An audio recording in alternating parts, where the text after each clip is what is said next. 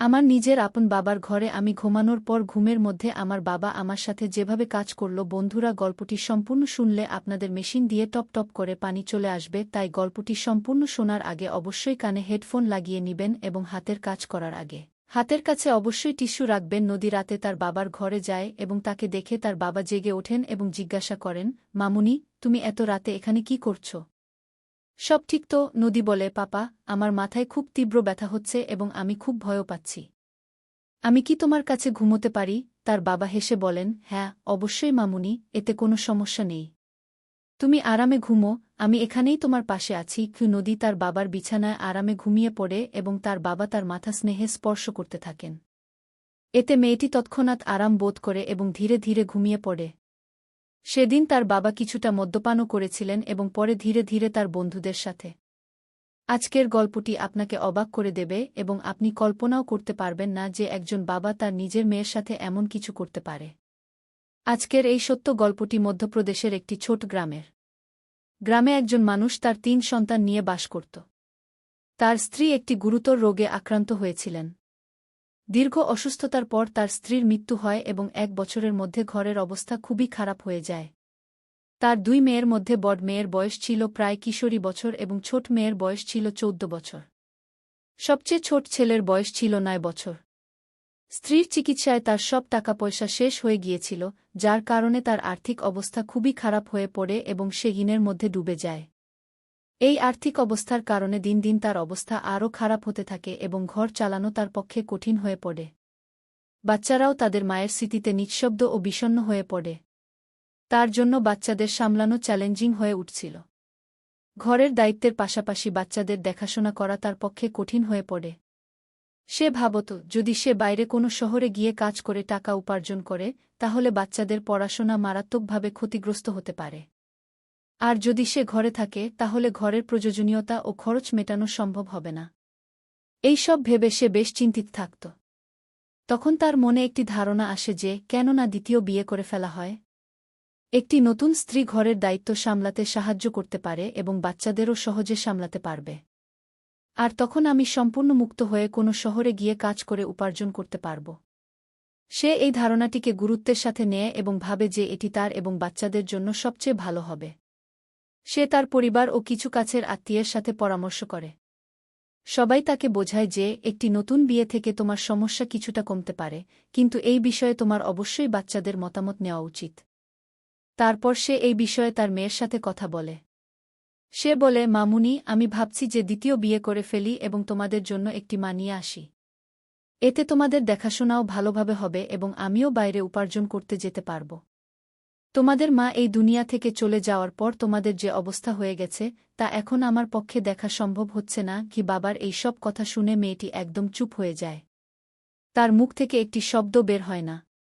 তার বাবা তাকে বোঝাতে গিয়ে বলে, দেখো মামুনি, যদি আমি উপার্জন করতে না যাই, তাহলে ঘর চালানো কঠিন হয়ে যাবে এবং আমি তোমাদের পড়াশোনা করাতে পারব না। এত বুঝানোর পরও মেয়েটি চুপই থাকে। বাবা ভাবে যে তার মেয়ে এখনও দুঃখিত, পরে অন্য দিন কথা বলবে। এরপর সে সেখান থেকে চলে যায় এবং মেয়েটি চিন্তায় পড়ে যায় যে, যখন তার বাবা দ্বিতীয় বিয়ে করবেন, তখন যে সৎমা আসবে, সে কখনো ভালো হবে না। সে এটি শুনেছে এবং নিজের চোখে দেখেছে। সে ভাবতে থাকে যে এখন তার বাবা তাদের সবাইকে খুব ভালোবাসেন। যদি তিনি দ্বিতীয় বিয়ে করেন, তাহলে সৎমা তাদের উপর অনেক অত্যাচার করবে এবং বাবাও তার পক্ষ নিতে শুরু করবেন। সেদিন মেয়েটি সারারাত ঘুমোতে পারে না এবং সারারাত এইসবই ভাবতে থাকে। যখন মেয়েটি পরের দিন কলেজে যায়, তখন পথে তার একটি বন্ধু মনিকা তার সাথে দেখা করে, যে তার সাথে কলেজে পড়ত। নদী তার বন্ধুকে তার বাবার দ্বিতীয় বিয়ের সব কথা বলে, যা তার বাবা তাকে বলেছিলেন। তখন মনিকা বলে, এটি খুব ভুল হতে চলেছে। যদি তোমার বাবা বিয়ে করেন, তাহলে তোমাদের উপর একটি বড় বিপদ আসবে। সৎমা সম্পর্কে তো তুমি শুনেছি যে তারা কেমন হয়। তোমার বাবা এই বিয়ে তোমাদের জন্য করছেন না, তিনি তো তার শারীরিক সুখের জন্য করছেন। তার তো শুধু তার জন্য একটি জীবনসঙ্গী চাই, যে তার শারীরিক ইচ্ছা পূরণ করতে পারে। তোমার বাবার শারীরিক ইচ্ছা তাকে খুবই বিপদে ফেলছে, এই কারণেই সে দ্বিতীয় তুমি কি কখনো ভেবেছ যে তিনি তোমার জন্য বিয়ে করতে চান? তিনি তো শুধু নিজের ইচ্ছা পূরণের জন্য একটি মেয়ে চান। নদী তার বন্ধু মনিকার কথা শুনে খুবই বিব্রত বোধ করে এবং নদী মনে করে যে তার বাবা অবশ্যই বিয়ে করবেন। তখন মনিকা বলে, আমার একটি আইডিয়া আছে, যদি তুমি পারো। নদী বলে, তুমি আমাকে বলো, আমি আমার ভাইবোনের জন্য যা কিছু করতে হবে তা করব। তার বন্ধু মনিকা বলে, তোমার বাবা শুধু দেহ চান, যদি তুমি তোমার বাবাকে দেহ দিতে পারো তাহলে তার আর বিয়ের প্রয়োজন হবে না এবং তিনি আর কখনো বিয়ের কথা ভাববেনও না। তারপর নদী এই কথা গভীরভাবে ভাবতে শুরু করে এবং এই সিদ্ধান্তে পৌঁছায় যে তাকে যা কিছুই করতে হোক না কেন সে কখনো তার ভাইবোনকে ধ্বংস হতে দেবে না। এখন নদী স্থির করেছে যে কোনো মূল্যে সে তার বাবার বিয়ে হতে দেবে না। কলেজ থেকে ফেরার সময় তার সন্ধ্যা হয়ে যায় কারণ সে কলেজের পর তার বন্ধুর সাথে অনেকক্ষণ কথা বলছিল। তারপর সে বাড়ি এসে খাবার বানাতে শুরু করে এবং তার ভাইবোনকে খাওয়ানোর পর তাদের নিজ নিজ ঘরে ঘুমাতে পাঠায়। পরে সে নিজেও খাবার খেয়ে তার বাবার বিছানায় শুয়ে পড়ে। কিছুক্ষণ পর সেই মেয়ের বাবা আসে। যখন সে দেখে যে তার মেয়ে তার বিছানায় শুয়ে আছে তখন সে তাকে জিজ্ঞাসা করে, মেয়েটা, কি হয়েছে? তুমি এখানে কি করছ? তুমি ঠিক তো? নদী বলে, বাবা, আমার মাথায় খুব ব্যথা হচ্ছে এবং আমি ভয়ও পাচ্ছি, তাই আজ রাতে আমি তোমার সাথে ঘুমাতে চাই। নদীর কথা শুনে বাবা বলে, কোনো সমস্যা নেই মামুনি, তুমি আরামে ঘুমাও। এবং সে রান্নাঘরে খাবার খেতে যায় এবং খাওয়ার পর কিছুটা মদ্যপানও করে। এরপর সে তার বিছানায় এসে শুয়ে পড়ে। একপাশে নদী শুয়ে ছিল এবং অন্য পাশে তার বাবা, কিন্তু তাদের দুজনের উপর আলাদা আলাদা কম্বল ছিল। রাত 1টা বেজে গিয়েছিল কিন্তু নদীর চোখে ঘুম একদমই ছিল না। তার মাথায় তার বন্ধু মনিকার কথা এবং সৎমায়ের ছবি ঘুরছিল। যখন নদী ভাবনার জগত থেকে বেরিয়ে আসে তখন সে দেখে যে তার বাবা গভীর ঘুমে ঘুমিয়ে পড়েছে। তারপর সে ভয় পেয়েছে এমন ভান করে তার বাবার কম্বলের নিচে গিয়ে তার কাছাকাছি হয়ে যায়। কিছুক্ষণ পর নদী ধীরে ধীরে তার বাবার আরও কাছাকাছি হতে থাকে। মদ্যপানের কারণে তার বাবাও মাতাল হয়ে পড়ে এবং যখন তার জ্ঞান ফেরে তখন তার ভেতরের শয়তান জেগে উঠেছিল এবং সে নিজেকে থামাতে পারেনি। এরপর তারা দুজনেই তাদের এই সম্পর্ক ভুলে গিয়ে কয়েকবার শারীরিক সম্পর্কে লিপ্ত হয়। পরের দিন সকালে ঘুম থেকে উঠে তারা দুজনেই খুব খুশি ছিল। তাদের কোনো ধরনের লজ্জা বা অনুশোচনা ছিল না। এরপর এই সিলসিলা নিত্যদিন চলতে থাকে। এখন নদীও এর প্রতি আসক্ত হয়ে পড়েছিল। যখনই তাদের ইচ্ছা হতো তারা তাদের কামনা পূরণ করত। এভাবে দিন মাসে পরিবর্তিত হতে থাকে এবং জানিয়ে রাখা হয়েছে যে 5 মাস কেটেছে তা টেরই পাওয়া যায়নি।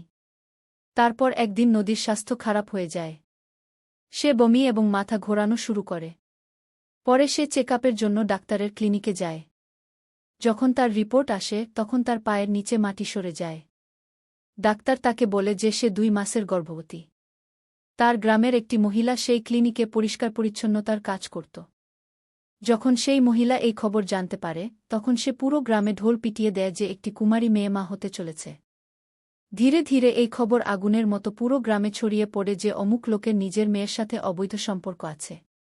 একদিন তার বন্ধু মনিকা তার বাড়িতে এসে নদীকে বলে, পুরো গ্রামে জানা হয়ে গেছে যে তুমি গর্ভবতী। তার বন্ধুর এই কথা শুনে নদী খুব বিব্রত বোধ করে এবং সে কিছুই বুঝতে পারছিল না যে এখন সে কি করবে। সে ভাবছিল যে এখন তার এবং তার বাবার খুব বদনামি হবে। সে কারো সামনে মুখ দেখাতে পারবে না। একদিন সন্ধ্যায় নদী বাজার থেকে কিছু জিনিস কিনতে যায়, তখন রাস্তায় গ্রামের কিছু ছেলে তাকে উত্ত্যক্ত করতে শুরু করে এবং অশ্লীল কথা বলে তাকে বিব্রত করতে থাকে এবং তার খুব মজা নেয়। নদী খুব লজ্জা পায় এবং জিনিস কিনে বাড়ি ফিরে আসে। বাড়ি ফিরে সে রাতের খাবার বানাতে শুরু করে এবং খাবার বানিয়ে তার ভাইবোন এবং বাবাকে খাওয়ানোর পর তার রুমে চলে যায়। তার মাথায় শুধু একটাই কথা চলছিল যে তার এবং তার বাবার খুব বদনামি হচ্ছে। সে কখনো মাথা উঁচু করে বাঁচতে পারবে না। এইসব ভাবতে ভাবতে সে হঠাৎ উঠে দাঁড়ায় এবং দড়ি নিয়ে নদী জঙ্গলের দিকে চলে যায়। জঙ্গলে পৌঁছে সে নিজেকে একটি ফাঁস দিয়ে ঝুলিয়ে দেয়। একই গ্রামের একজন লোক জঙ্গলের দিকে যাওয়া আসা করছিল। সে যখন এই দৃশ্য দেখে তার হুঁশ উড়ে যায়। কাছে গিয়ে দেখে সে একদম স্তব্ধ হয়ে যায়, কারণ মেয়েটি তারই গ্রামের বাসিন্দার মেয়ে ছিল। তখন সেই লোক এই খবর পুরো গ্রামে ছড়িয়ে দেয় এবং মেয়ের বাবাকেও জানা। মেয়ের বাবা এবং গ্রামের সব লোক জঙ্গলের দিকে যায় এবং তাদের মধ্যে কেউ পুলিশকেও ফোন করে দেয়। কিছুক্ষণের মধ্যে পুলিশও ঘটনাস্থলে পৌঁছে যায়। মেয়েটিকে নামিয়ে পোস্টমর্টেমের জন্য পাঠিয়ে দেওয়া হয়। যখন পুলিশ জিজ্ঞাসাবাদ শুরু করে তখন লোকেরা জানায় যে মেয়েটি গর্ভবতী ছিল এবং এ কারণেই সে আত্মহত্যা করেছে। একজন লোক আরও জানায় যে এই মেয়ের নিজের বাবার সাথে অবৈধ সম্পর্ক ছিল এবং যে বাচ্চা তার গর্ভে ছিল সেটিও তার বাবার। লোকেরা নানা রকম কথা বলছিল এবং বলছিল যে ঈশ্বর যেন কাউকে এমন বাবা না দেন। পুলিশ তাকে গ্রেফতার করে থানায় নিয়ে যায় এবং তাকে শাস্তি দেওয়া হয়।